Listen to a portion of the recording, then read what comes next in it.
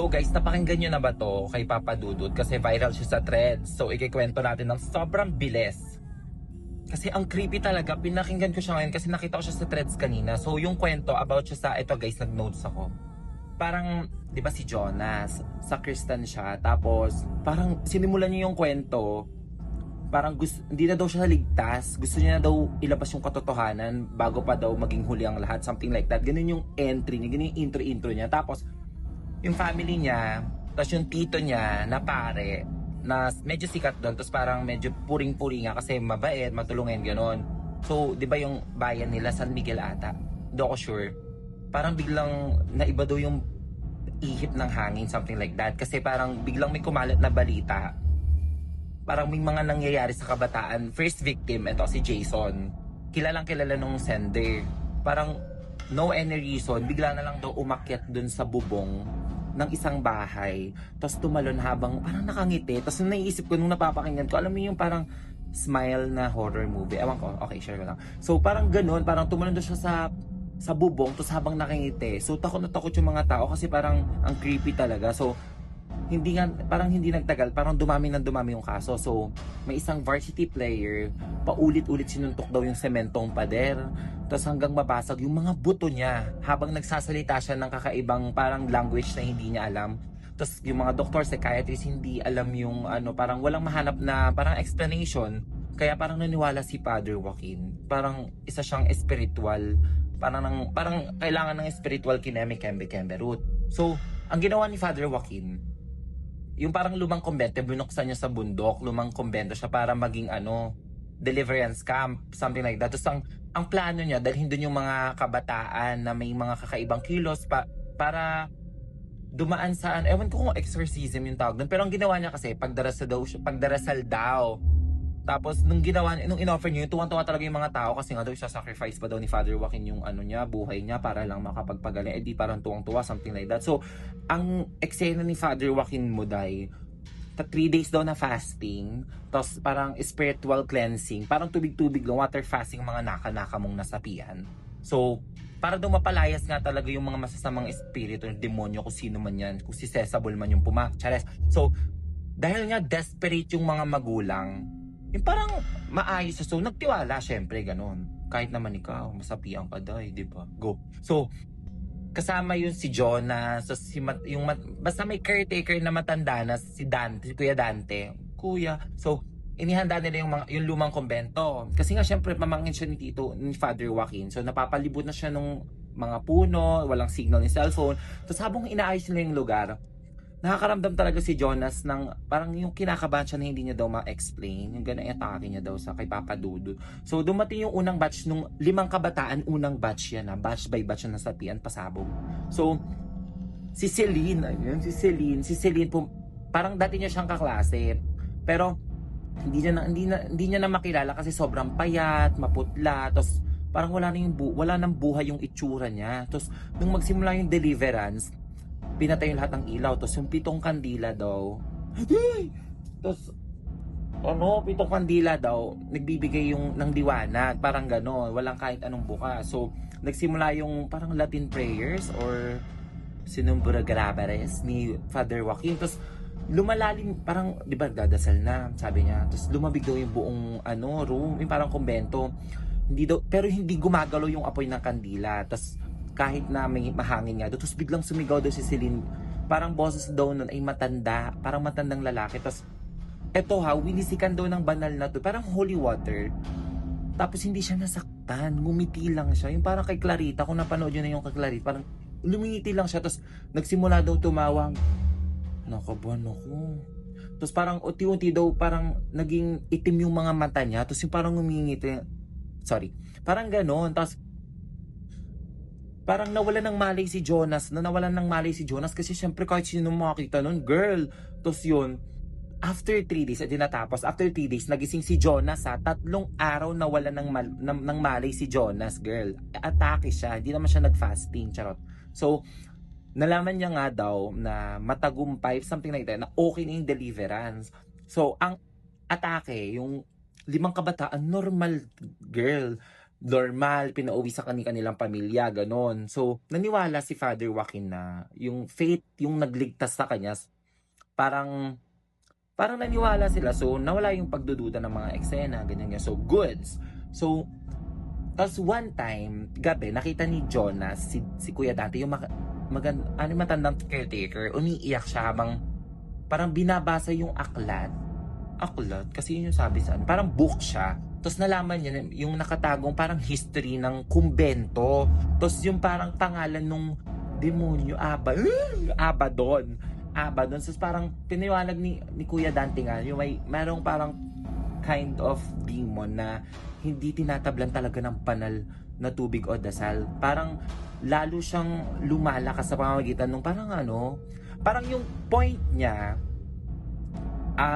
yung ginawang 3 days fasting, tubig, hindi daw talaga ganun. Parang yun ay para mas makapasok yung element dun sa katawan ng mga bata. Parang ganun. Ganun yung ine-explain niya. Parang lumalakas siya kapag gutom or bulag yung tao. Ganun. Something like that. Ewan ko kung ba't bulag yung nanood ko dito. Basta ganun. So, sabi ni Kuya Dante, ginawa doon ni Father Joaquin, hindi niya pinalayas nga yung demonyo. Parang pagbubukas siya ng pintuan para nga mas makapasok, something like that. Hindi daw bad yung pari pero parang ang nangyari, 'di ba? Hindi basta in-explain niya, hindi daw masama si Father Joaquin, pero ang nangyari parang sa sobrang bait niya, tas wala siyang knowledge, something like that. Wala siyang knowledge. Parang hindi niya namalayan, ginamit na siya as instrument para sa kasamaan, something like that yung naiintindihan ko. Kasi sabi sa threads, parang masama daw si Joaquin, pero ako pagkakagets ko ganon. So parang after ilang weeks, edi sumikat yung Deliverance Camp.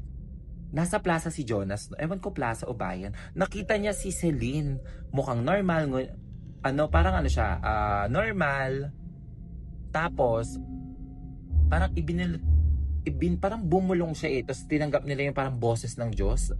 Tapos ngayon pinapasa nito sa kanilang pamilya at mga parang kapitbahay sa magitan ng parang ayuno ba yun? Tapos eto, di ba nakita niya? Nakita niya si Celine, something like that, nakita niya. Tapos parang medyo malayo, nakita niya si Celine. Ewan ko kung nabili ni school supply, hindi ko alam nalimutan ko. Ngumingiti si Celine, tapos uti-uti, labas lahat ng ngipin daw. Yung ngiti na labas lahat ng ngipin, pati gilagid. Tapos nag-iitim din daw yung mata. Tapos lumingin din daw siya sa mga parents ni Celine. Pareho din daw sila ganun. Parang yung sa smile nga, ewan ko sa scary ko ba yung napanood. Ewan ko kung ano yung movie yun. Tapos, excuse me.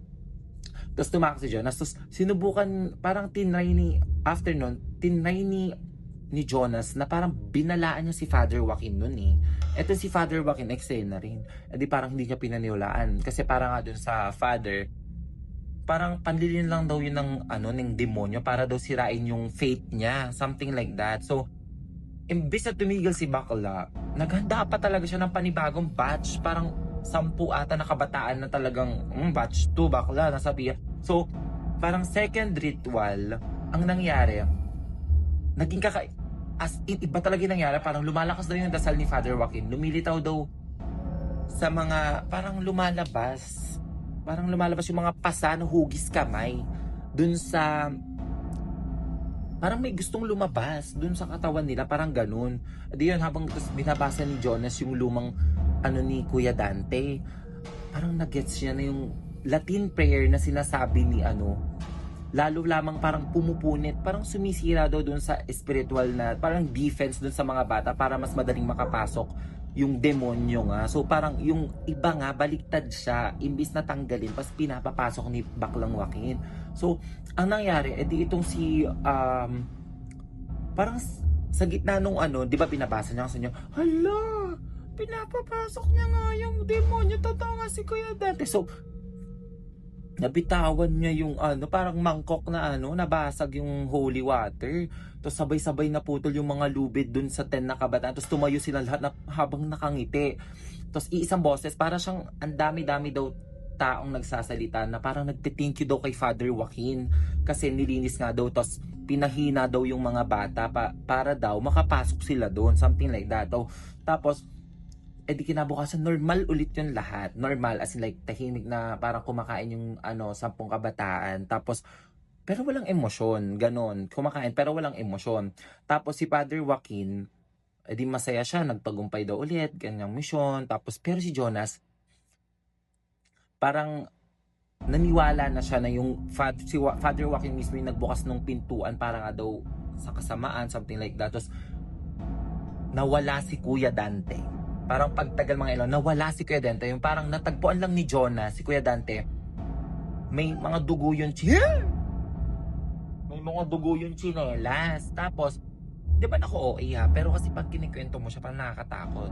Di ba siya sobrang nakakatakot? Ang creepy lang. Siyempre ngayon, ang dami ng eksena mga kabataan. What if, di ba, pagkatiwala mo din, imbis na magamot, napagod, di ba? So parang nakita niya yung tsinelas, madugo. Tapos may mga bakas nung katawan na parang parang kinaladkad siya. Kinaladkad, yung parang kinaladkad sa kagubatan, gano'n. Tapos parang pinatahimik yung parang gano'n, patayin na nga yan, napakaingay, pasira, parang gano'n. So sobrang parang takot na takot siya, tumakas si Jonas, bakla. So nagtago siya sa, ewan ko kung ano yung ba niya, sa Kristia ba yun?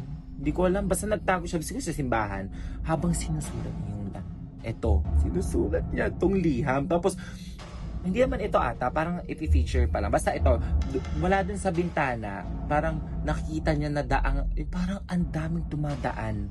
Ang daming bumipila, as in like 100 of people dun sa healing rally ni Father Joaquin. Alam niyo yung The Healing, parang gano'n yung nakapila dun. Tapos habang yung mga unang gumaling na kabataan, yung mga unang gumaling, tahimik na parang pinapasa yung kakaibang boses sa iba. Parang yung mga unang kabataan na gumaling nandun Parang pinapasa nila yung boses doon sa mga nakapila para habang nagdarasal, parang nakapatong daw yung kamay, parang ganun. So parang ganito.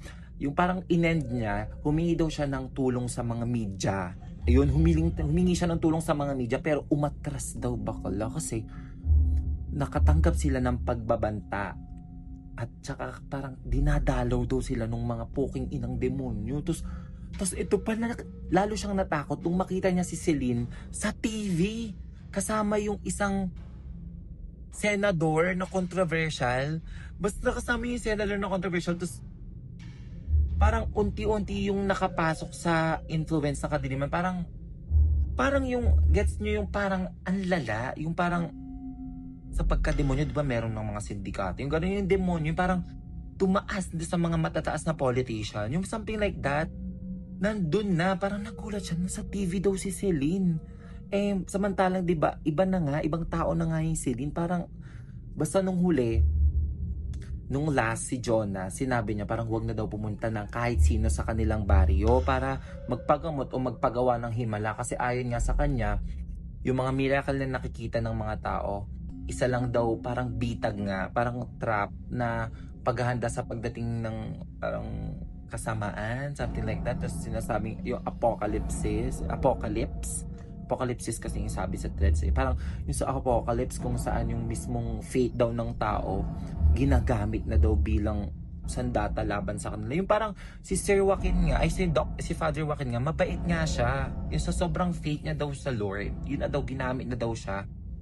Parang ginamit na yung instrument. Like, tapos ito, search natin yung mga House of Bill. Celine. Search natin kasi may mga nag-search kineme. Tapos lumabas doon, parang meron dito, may mga lumabas dito ng mga sinerch ako, yung House Bill, House Bill ba yun? Parang yun na nga yun parang sino yung House Bill, the House of Bill, sino yung controversial na senador, ewan ko kasi kung senador parang ganun, kaya parang anyways, go. Thank you. Pasok, CapCut! Edit ka.